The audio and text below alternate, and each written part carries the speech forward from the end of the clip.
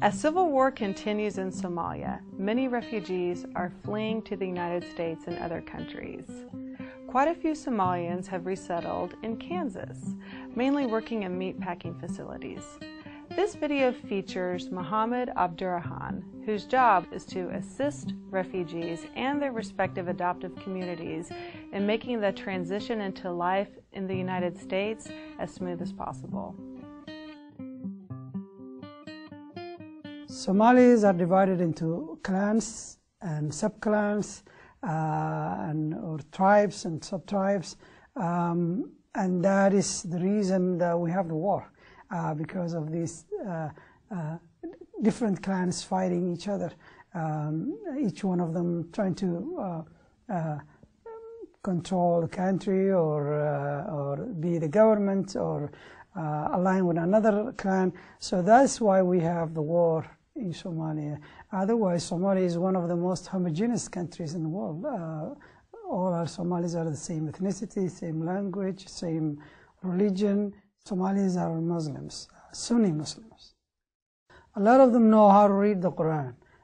They can read the Quran, they can recite it, but a lot of them do not speak or write Arabic.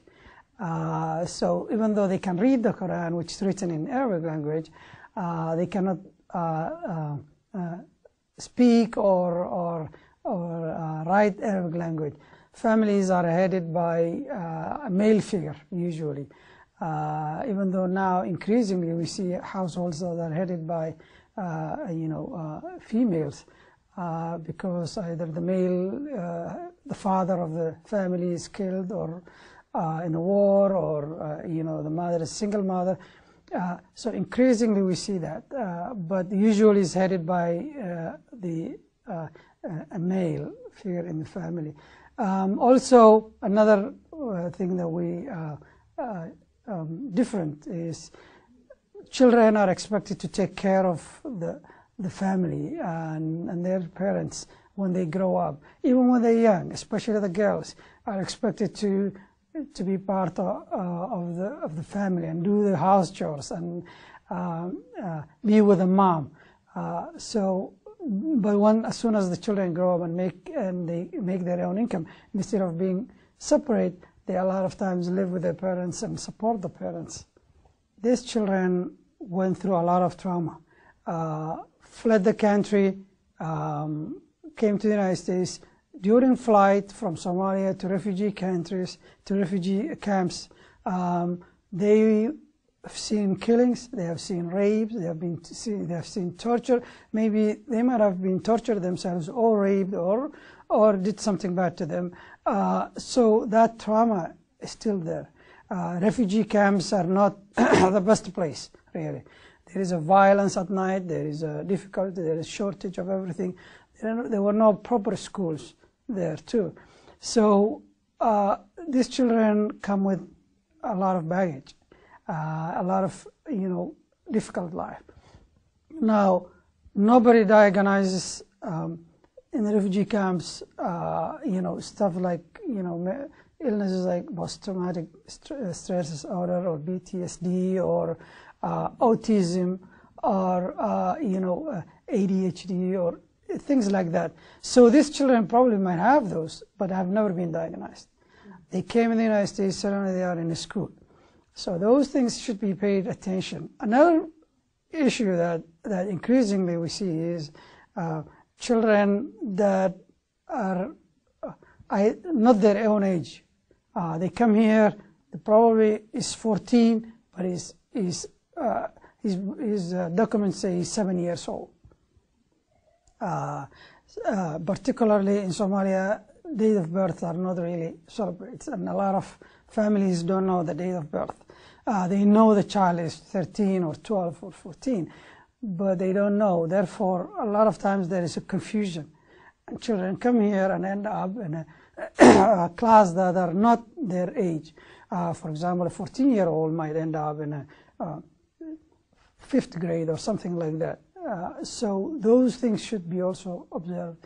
Another issue is that children, when they come here, the teachers should observe is malnutrition. really. The refugee camps were not best place to have nutrition. So when they come here, children really are malnourished, a lot of them. Therefore, that might affect their development and their thinking and their catching up with the homework. So that things also should be looked at. School structure in Somalia is totally different here than here. There is strict discipline in Somalia, and physical discipline is normal. The liberty in the classroom here is different from back in Somalia. Students, children could not just walk out of the class or move inside the class. The teacher have to give you permission. So a lot of times these things affect the children when they come here. As I said, these children went through a lot of chaos in their lives and a lot of war. And a lot of times research shows that the lax rules of the classes here they equate that to the chaos back home and then affects them. And a lot of children they interviewed, researchers interviewed, said that I feel that the class is out of control. A lot of Somali children said that the class is out of control. There is no discipline. So they prefer the strict rules. I would suggest that teachers here in Kansas and in the U.S., when they want to interact or communicate with the parents, it should be personal communication. Either the parents should be called to school or somebody should be sent to their home to talk to the parent with the help of an interpreter. A lot of the parents do not speak English. Therefore, might know there is a problem with their child, but hesitate to go to school because they cannot communicate with the teacher. But if they know that there is an interpreter at the school or the teachers have access to an interpreter, it's highly likely that they will go to school and talk to the teacher and say, well, I feel my son is not doing well or my daughter is not doing well. How can you help him? Likewise, the teachers, if they see that the children, refugee children or Somali children are not performing well in school, I would highly recommend that parents be called personally to school and talk to. I know for a fact Somalis value education and they really want their children to go to school and value education. And children are actually, a lot of times you will hear parents saying that, well, do you have any other job than to go to school? That's your job and I want you to be on top of your job. But if the parents do not know, then children really fall behind. The most difficult things for Somalis when they come here, number one, like many nationalities, is the language. That's the most challenging. Then second most challenging is really the weather. Like a lot of people, even though most Somalis live in Minnesota, which is one of the coldest places in the United States. But a lot of, especially the elder people, feel that it's really affecting their health. Third thing that we see quite often is nutrition. A lot of times food is abundant here.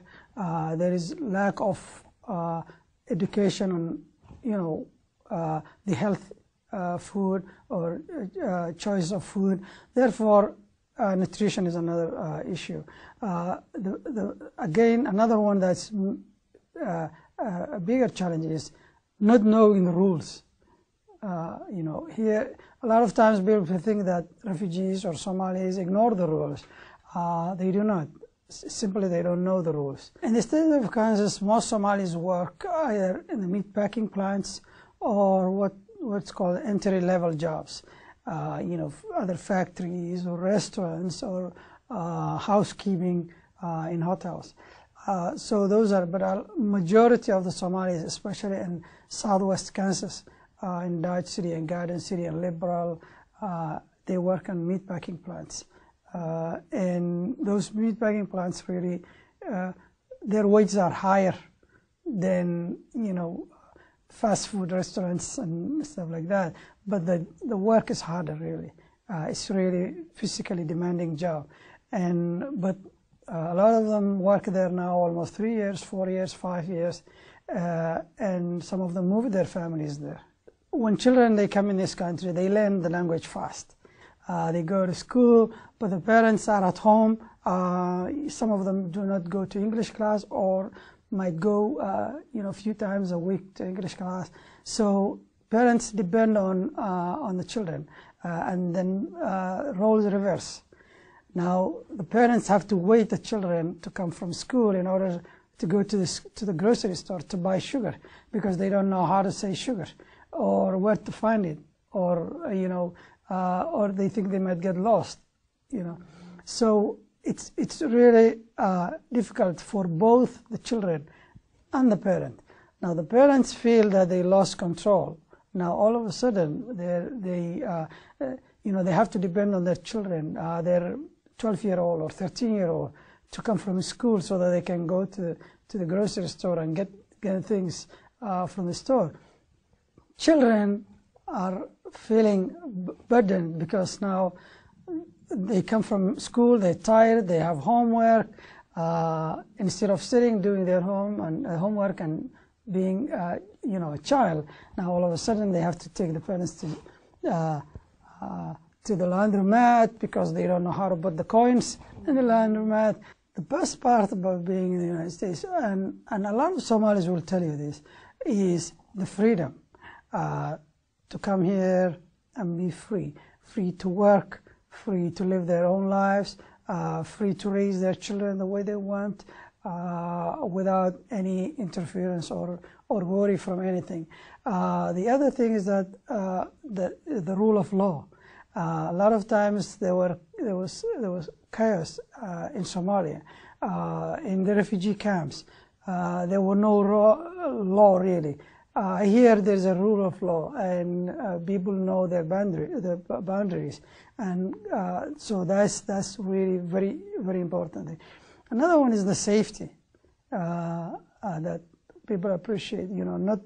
We share with everybody the general concern of maybe gangs in the neighborhood or something like that, but there is no all-out war or like the refugee camps, killings at night. So those things make them appreciate that they're here and want to contribute to the society, really.